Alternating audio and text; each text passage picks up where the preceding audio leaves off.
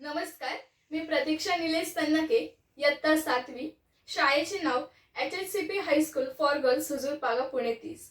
आज मी स्वलिखित लेखनाचे वाचन करणार आहे. इतिहासाच्या पानावर अनेक नावे लिहिलेली असतात, पण काही नावे अशी असतात जी मनावर कोरली जातात. त्यापैकी तारा राणी हे एक असे तेजस्वी नाव आहे ज्यांनी आपल्या तलवारीच्या धारेवर मुघलांना जेरीस आणले होते. ते आहेत मराठा साम्राज्याचे रक्षक छत्रपती शिवाजी महाराज यांची पुत्रवधू, छत्रपती राजाराम महाराजांची पत्नी आणि सरसेनापती हंबीरराव मोहिते यांची कन्या वीर महाराणी तारा राणी.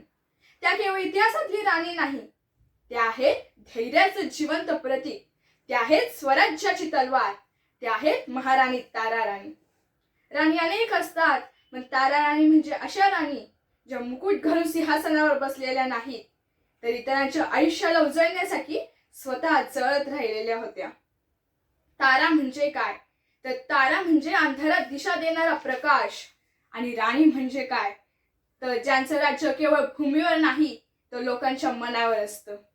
राजाराम महाराजांच्या निधनानंतर स्वराज्यावर अक्षरशः संकटाचा डोंगर कोसळला होता. औरंगजेब दक्षिणेत बसून स्वराज्याची शेवटची घंट वाजवत होता.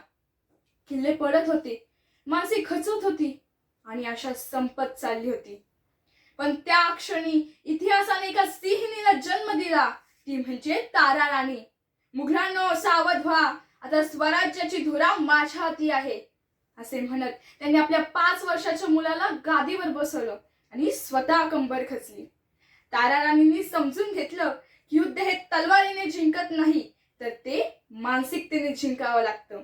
म्हणूनच त्यांनी शत्रूपेक्षा आधी स्वतःच्या लोकांच्या मनातील भीती जिंकली. तारा राणी रणांगणावर उतरल्या कारण त्या जाणत होत्या, नेतृत्व म्हणजे मागून आदेश देणं नाही, नेतृत्व म्हणजे पुढे उभं राहणं. मला महाराणी तारा राणी भावतात कारण त्या सत्तेसाठी नाही तर त्या संकल्पासाठी जगल्या. त्यांनी पराभव स्वीकारला नाही, कारण स्वराज्य हा त्यांच्यासाठी पर्याय नव्हता, तर तो धर्म होता. ना मुकुटाची आस होती, ना सत्तेचा मोह होता. स्वराज्य जिवंत ठेवणं हाच तारा राणींचा धर्म होता. स्वराज्य जिवंत ठेवणं हाच तारा राणींचा खरा धर्म होता. त्या आपल्याला शिकवतात की परिस्थिती कधीच आपल्यावर राज्य करत नाही, आपणच परिस्थितीवर राज्य करायला हवं.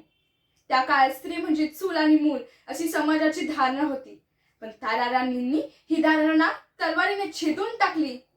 त्या सिद्ध करून गेल्या, स्त्री अबला नाही तर स्त्री सबला असते. आज आपण स्त्री शक्तीवर भाषण करतो, पण तारा राणींनी भाषण केले नाही. त्यांनी इतिहासाला उत्तर दिलं.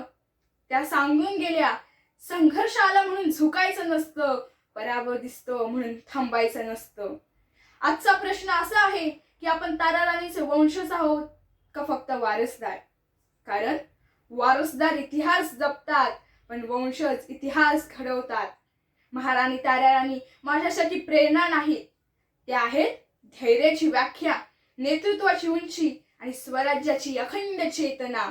म्हणून मला शेवटी एवढेच म्हणावेसे वाटते, अंधाराच्या काळोख्यात ती चमकते अनंत प्रकाश, अंधाराच्या काळोख्यात ती चमकते अनंत प्रकाश. स्वप्नांची राणी, धैर्याचे प्रतीक, प्रेरणेचा आवाज. जगाला मार्ग दाखवते, हसवते आणि लढायला शिकवते. माझ्या मनाला भावलेली हीच तारा राणी खास, माझ्या मनाला भावलेली हीच तारा राणी खास, हीच तारा राणी खास. धन्यवाद.